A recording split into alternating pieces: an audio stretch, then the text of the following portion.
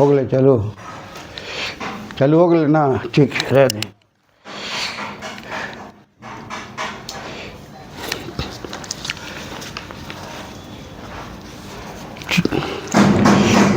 प्रिय भक्तजन, आप सबको जमशेदपुर टाटा के बारे में बताने के बाद मैंने 5वां और 6ठा अध्याय, देखो तो जरा बाबू चालू, अरे टू किया।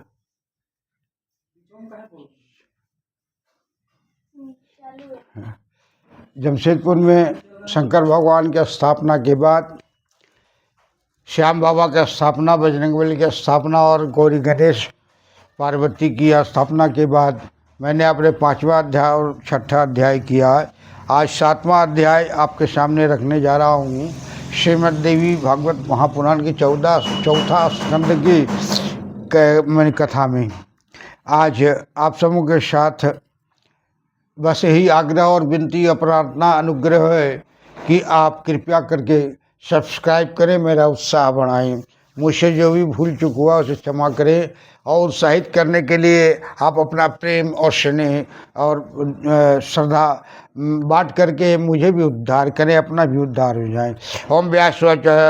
ओम व्यासुवाच इत्याकर्णम वचसांग धर्मपुत्र परतापवान विमर्श करो चित्ते किं कर्तव्यम अधुना आशु एहं मुनिवृंदेषु भविष्यामद्यम संगमातः अहंकारादिदं प्राप्तं दुःखं नायुद्र विचारणा मूलं धर्मविनाशस्य प्रथम जदहं कृतिः मूलं संसार वृक्षस्य जात प्रोक्तमात्मभिः दृष्ट्वा मौनं समाधाय न स्थितो यहं समागतं वरांगनागनं जुष्टं तेन आशं दुःखभाजनम् उत्पादितास्तथा नार्यो मया धर्मवर्णेन वयतातस्तु मां वादितुं वृता कमार्तां परमोत्तमः उन्नः नाभिरिवाध्याहं जालेन स्वकृतेन वयवधो अस्मिन् शूद्रनिनात्रं किं कर्तव्यमीतं परं यदि चिन्तां समुत्सृज्य सन्तज्जामयां बलाहिमाः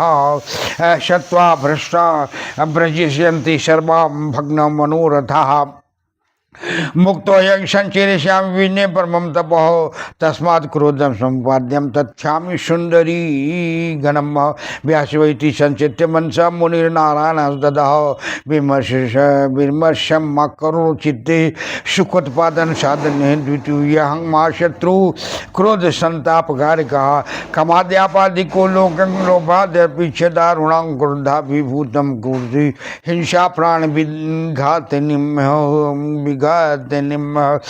दुखदाम सर्वभूतानां नरकारादि दिग्गकाम यथा अग्निघर्षण जात पादपम प्रदेशतथा देहोत्पन्नास्तथा क्रोधो देहम हति दारुणो व्यासुवाच इति संचेते मानं तं भ्रातं दीनमानसं वाच वचनं तज्जं नरो धर्मसूतो अनुजः नरवाचः नारायण महाभागं कोपं यक्ष महामतिः शान्तभावं समासिद्ध्य न अशास अहंकृति पराम पुरा अहंकार दूषण तपो नष्टं विलालायोः संग्रामाश्च भावताभ्यां भावाणाभ्यां सुरीनः दिव्यवशस्त्रं तु प्रहलादेन महाद्भुतं दुःखं बहुतरं प्राप्तं तत्राभ्यां श्रुतमः तस्मात् क्रोधं प्रत्यज्यं शान्तो भव मुनीश्वरः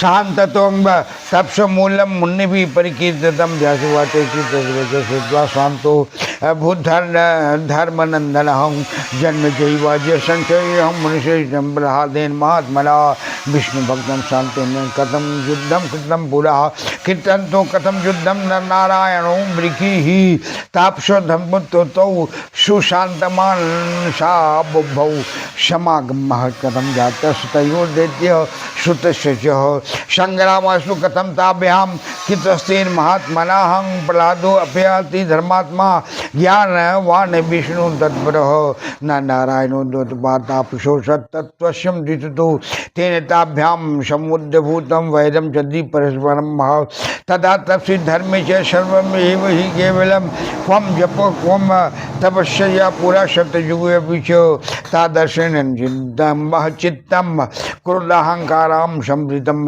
न क्रोधो न च मात्सर्य अहंकारांकुरं विना अहंकारात् समुत्पन्नः काम क्रोधादय किलः वर्षकोटिसहस्रं तु तपः कृत्वातिदारुणम् अहंकारांकुरि जाते व्यर्थं भवति सर्वदा यथा सूर्योदय जाते तमो रूपं न नितिष्ठति अहंकारांकुरशाग्रे तथा पुण्यं न तिष्ठति प्रहलादोऽपि महाभागहरिणा समुयुध्यतः तदा व्यर्थं कृतं सर्वं सुकृतं किल्लं भूपति न नारायणो अंशान्तो विहाय परं ततः कृतवन्तो यदा युद्धं क्वं शमः सुकृतपुरः ईदृग्य भयां सत्त्वयुक्ताभ्याम् अजयां यद्यहंकृतिः मादृश्यानां च काकवार्ता मुनि अहंकार संक्षये अहंकार परित्यक्तं कोपाप्यस्ति भुवनत्रये न भूतो भविता नैवं जस त्यक्त तृतेन सर्वथा मुक्ष्यते लोह निगडीर्बद्ध काशमयी तथा अहंकारा निबद्ध न काला चित्त द्विमुख्यदि अहंकारा अयभृतं सर्वं जगतस्थावर्जं मम भ्रातेव हि संसारे विष्टामुत्र प्रदूषिते ब्रह्म ज्ञानं कुटस्थास्तातं वत् संसारे मोक्षमृति मतस्मिमान् शंकानां वैषमन्तं भाति सुब्रत महान्तोऽपि सदा युक्ता काम क्रोधादेवी मुनि मादृश्यानां कालामास्मिकां कथा मुनिषद्म व्यासुवाच कार्यं वै कारुणाद्भिन्नं कथं भवति भारत खट्कं कुण्डलं चैव सुवर्णं सदृशं भवेत् अहङ्कारोद्भवं सर्वः परमाणं चराचरं पटस्तस्तु वश्यः प्रोक्तास्तु युक्तं कथं भवेत् माया गुणे स्त्रीभिः सर्वं रचितं स्त्रीजं मम महां नमः शतृष्णा सतर्पयन्तं का तत्र परिदेवनां ब्रह्मा विष्णु तथा रुद्रस्ते चाहंकार मोहितः भ्रमन्तस्मिन् महागाधि संसारे निपिसद्धं वशिष्ठ नारदादर्श मुनिः ज्ञानिनं परम तो ये विभूताः संसारन्ति संसारे अस्मिन् पुनः पुनः नौकोपयस्ति निवसिष्ठतेषु लोकेषु देहभृत एभिर्बाया गुणयुक्तं शान्तात्यप्सुखे स्थितः काम क्रोधो तथा लोभो मोहो अहंकार संभवः न मुञ्चन्ति नरं सर्वं देवतं निरुपोत्तमः आदित्यः वे सहस्राणि पुराणानि विचिन्त्य च कृत्वा तेताटनं दानं ध्यानं चैव सुरार्चनं करोति विषयासक्तः सर्वकर्म च चोर्वतः विचारयन्ति नो पूर्वं कामोह मदान्वितः कृत्य युगे अपि तेतायां द्वापरे कुरुनन्दनः विद्धो त्रास्तिः च धर्मोऽपि का कथया अत्यं खलु पुनः अस्पर्धा सदैव सद्रोहा लोभा मर्षौ च सर्वदा एवं विद्धो अस्ति संसारो नायत्र कार्या विचारणः साधवो विरला लोके भवन्ति गतवत्सराः चित्तक्रोधा जिता मर्षा दृष्टान्तार्थ भवस्थिता राजवाच ते धन्या कृतेषु नानानस्ति मदमोहा विवर्जिताः जितेन्द्रिया सदाचारा जितं तैर्भुवनत्रयं दुनोऽपि पातकम् अस्मित्वापितुर्मम महात्मनः कृता तपस्विनं कंठी मित्र से पूर्णयुद्धं विना अतस्तस्य मुनिश्रेष्ठं भविता किं महाग्रतः न जाने बुद्धि समोहात् किन्तं वा कार्य भविष्यति मधु पश्यन्ति मूढ़ात्मा प्रपातं निवह पश्यति करोति निन्दति कर्मं नकारान् बिभेति च कथं युद्धं पुरावृतं विस्ताराद् तद्वदस्मीः प्रहलादेन यथा च उग्रं न नारायण शिवय प्रहलादास्तु कथं जातः पातालां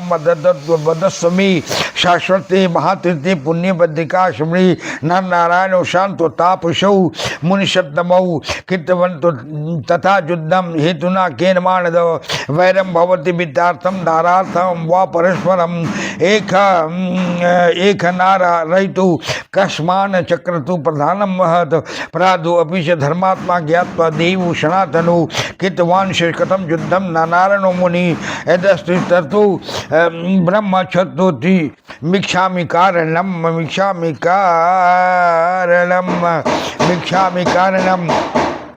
जय जय जगत जननी जगदम्बा भवानी दुर्गे महारानी की जय। जय अष्टभुजी सिंह वाहिनी श्री युवा दुर्गे माता की जय।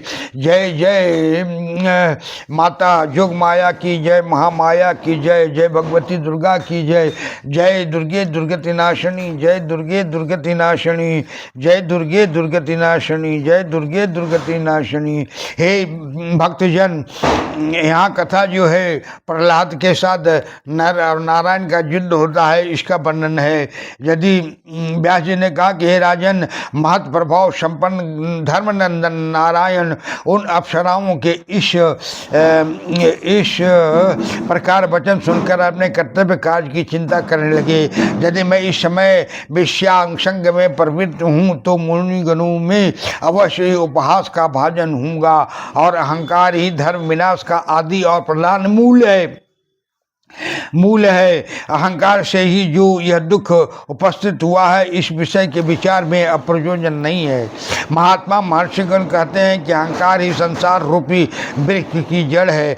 मैंने वीरांगनागणों को देखकर मौनावलंबन पूर्वक अवस्थान न किया, वरन उनसे बातचीत इत्यादि की है। इसी से दुख का भाजन हुआ। विशेष धर्म व्यय करके स्त्रियों को उत्पन्न किया है। इंद्र की भेजी उत्तम और मनोहर प्रमलागन्य कामातुर होकर तपोधर्षण तप के नाश करने में प्रवृत्त हुई है। यदि अहंकार से इनको उत्पन्न न करता तो मुझको यह दुख उपस्थित ही नहीं होता। इस समय मैं उड़ना मकड़ी के समान अपने बनाए दृढ़ जाल में स्वयं ही बंध गया। अब मुझको क्या करना चाहिए? इन तप के नाशने वाली स्त्रियों के त्याग करने में क्या चिंता है? यह विचार कर यदि इन अवलागनों को परित्याग करें तो यह भग्न मनोरथ हो केवल शाप देकर चली जाएंगी, तो शीघ्र भारी विपद से छुटकर विजन स्थान के मध्य उत्तम तपस्या करने में समर्थ होऊंगा। अतएव क्रोध प्रकट करके इन सुंदरी गणों को परित्याग करूं। व्यास जी बोली कि हे राजन, नारायण मुनि सुकृतपादन साधनार्थम इस प्रकार चिंता करके मन में विचारने लगे कि यह दूसरा महाशत्रु क्रोध त्रिलोक में अत्यंत संतापदायक है। यह काम से भी अधिक बलवान है और लोभ से भी अत्यंत दारुण है। मनुष्यगण क्रोध युक्त होकर प्राण विनाश हिंसा करते हैं। यह हिंसा नरक का बगीचा, भूमि को दीर्घ का रूपणी बावड़ी है और ये सब जीवों को दुख देने वाली है।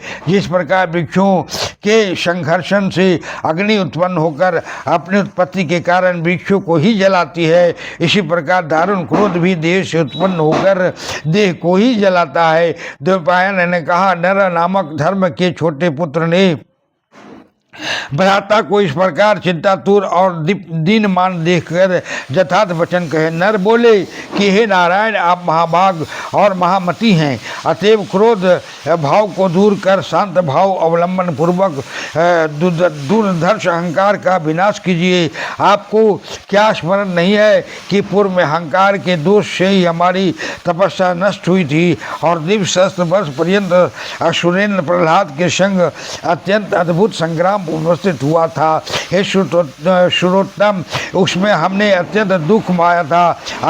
अतएव हे मुनिंद्र, आप क्रोध भाव को छोड़कर शांत भाव का अवलंबन कीजिए।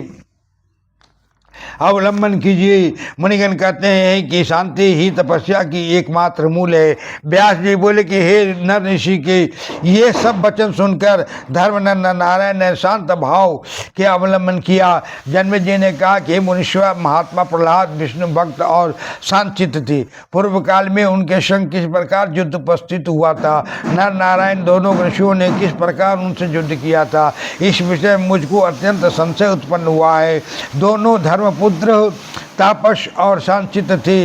इनके सहित दैत्य शुट का समागम किस प्रकार हुआ था, उन महात्मा के संग दोनों ऋषियों ने किस प्रकार संग्राम किया था। प्रहलाद भी अत्यंत धार्मिक, ज्ञानवान और एकांत विष्णु परायण थी। नर नारायण भी शत्रुगुण संपन्न तापस थे। अतः प्रहलाद के संग यदि नारायण का बैर भाव उत्पन्न हुआ था तो पहले सत्ययुग के समय भी तपस्या धर्म में केवल श्रम मात्र ही दिखाई देता था तथा जप और तप सभी वृथा बोध होता था। ऐसे तपस्वी भी क्रोधवृत्त और अहंकाराक्षण चित्त को नहीं जीत सके, क्योंकि अहंकार के अंकुर बिना क्रोध और मात्सर्य कभी उत्पन्न नहीं हो सकता है। अहंकार में ही काम क्रोध आदि उत्पन्न होते हैं। कोटि शस्त्र वर्ष कठिन तपस्या करके भी यदि अहंकार का अंकुर उत्पन्न हो तो वह संपूर्ण तप व्यर्थ हो जाता है। जिस प्रकार सूर्य के उदय होने पर अंधकार का लेश मात्र भी नहीं रह सकता, इसी प्रकार अहंकार के अंकुर का अग्रभाव उदित होने से किंचित भी पुण्य नहीं रहता। प्रहलाद ने भी यदि बलवान हरि के संग युद्ध किया था तब वो तो पृथ्वी में सुकृत सभी विफल हो गया। शांत चित्त नर नारायण दोनों ऋषियों ने परम पदार्थ तपस्या को त्याग कर जब युद्ध किया था तब शांति और सुकृत कहाँ रही। जबकि इस प्रकार सत्वगुण संपन्न दोनों ऋषि अहंकार को नहीं जीत सके तो मेरे समान आसार चित्त पुरुषों को अहंकार नाश विषय में फिर क्या कहना है। इस प्रकार महान व्यक्तिगण जब अहंकार से मुक्त नहीं थे तब तीनों भुवनों में अहंकार रहित और कौन हो सकता है। मैं निश्चय जानता हूँ कि इस विषय में अहंकार मुक्त न कोई हुआ है न होगा। लोहे की बेड़ी का काष्ठ की बेड़ी से भी मनुष्य मुक्त हो सकता है, किंतु एक बार अहंकार से बंधने पर फिर कभी उनसे मुक्त नहीं हो सकता है। यह स्थावर जंगात्मक संपूर्ण जगत अहंकार से आवृत होकर विष्ठामुक्त प्रशोधित इस संसार में भ्रमण करता है। अतएव इस मोह से ढके हुए संसार में ब्रह्म ज्ञान कहाँ है। हे सुब्रत मीमांसा गणों का कर्म प्रधान सम्मत ही संगत और समीचीन दिखाई देता है। हे मुनि, जब प्रधान पुरुष भी सदा काम क्रोध से ग्रसित हुए हैं तब कलयुग में मेरे समान लघुचित की फिर बात ही क्या है। व्यास जी ने कहा कि हे भरत कुल भूषण, कार्य कारण से भिन्न यह किस प्रकार कह सकते हैं। कटक और कुंडल उपाधि भेद से भिन्न होने पर भी दोनों ही अपने कारण सुवर्ण के समान है। यह सब सराचर ब्रह्मांड अहंकार से उत्पन्न है। वस्त्र का कारण तंतु है, अतएव वस्त्र जिस प्रकार तंतु से अभिन्न नहीं है हो सकता, उसी प्रकार चराचर के सहित यह संपूर्ण ब्रह्मांड अहंकार से उत्पन्न होकर जिस प्रकार उसमें मुक्त हो सकता है। छोटे तृण में लेके स्तंभ पर्यंत अस्थावर जंगात्मक यह संपूर्ण जगत माया के तीनों गुणों से विरचित है। अतएव उसके मिथ्या होने पर ज्ञानीगणों को उनसे दुखादि क्या है। हे नित्य सत्यम, ब्रह्मा विष्णु और महादेव भी अहंकार से मोहित होकर इस पर अगाध संसार समुद्र में भ्रमण करते हैं। वशिष्ठ नारादि महाज्ञानी मुनियों ने भी इस संसार में बारंबार जन्म ग्रहण किया है और करते हैं। हे राजेंद्र, इस त्रिलोक मंडल में ऐसा कोई भी देहधारी नहीं है जो माया के गुणों से एक बार ही मुक्त तथा शांत और परमात्मा सुख में अवस्थित हो सके। हे विश्वोत्तम नृपोत्तम, काम क्रोध लोभ और मोह सभी अहंकार से उत्पन्न होते हैं। ये देहधारियों के किसी को भी परित्याग नहीं करते। संपूर्ण वेद शास्त्र अध्ययन और सब पुराणों की आलोचना तीर्थ पर्यटन दान ध्यान और देवार्चन करके भी मनुष्यगण विषयासक्त होकर तस्कर के समान सभी कर्म करते हैं। वे कामांध मोहांध और महांध होकर प्रथम कुछ भी विचार करने में समर्थ नहीं होते हैं। हे कुरुनंदन, इस संसार में सत्य, त्रेता और द्वापर है। इन तीनों युगों में ही धर्म विद्ध और छत विछत हुआ है। अब कलिकाल की बात फिर क्या कहूँ। इस कलियुग में सदा ही द्रोह, लोभ और अमरखा आदि वर्तमान रहता है। अतः यह काल जो अतिशय दूषित होगा, इसमें फिर बात ही क्या है। इस काल में मत्सरहीन, क्रोधजित, अमरजित साधु पुरुष अत्यंत विरल है। केवल आदर्श दिखाने से कोई शांतचित्त व्यक्ति वर्तमान रहते हैं। राजा ने कहा, हे मुने, जो मोह सहित जितेंद्रिय और सदाचार संपन्न है, वे ही धन्य और पुण्यवान है। उन्होंने त्रैलोक को जीता है। हे मुनिवर, हे महात्मा, हे पिता ने जो कार्य किया, इससे मैं दुखी हूँ। बिना अपराध तपस्वी के गले में मरा हुआ सर्प डाला था। उनका वह पाप कार्य स्मरण करके मैं अत्यंत दुखी और क्लिष्ट होता हूँ। अतः हे मुने, आप कहिए, मैं आपका क्या प्रतिकार कर सकता हूँ। हे भगवान, बुद्धि दोष से इस विषय में क्या संघटित हुआ, सो मैं नहीं कह सकता। मूढ़ात्मा मधु के लालच में मधु ही देखते हैं।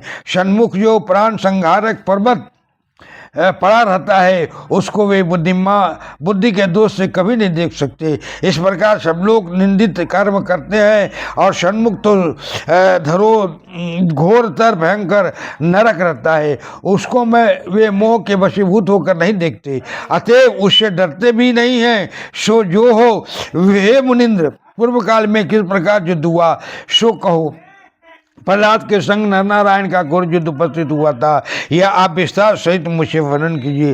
प्रहलाद पाताल तल में से शाश्वत महातीर्थ में तथा पुण्यकर और पवित्र बद्रिका आश्रम में किस लिए आए थे, यह आप मुझसे कहिए। हे मुने, शांत चित्त मुनिवर, नर नारायण ने किस कारण प्रहलाद से युद्ध किया था। धन संपत्ति के लिए व स्त्री के लिए स्वभाव से ही परस्पर विवाद होता है।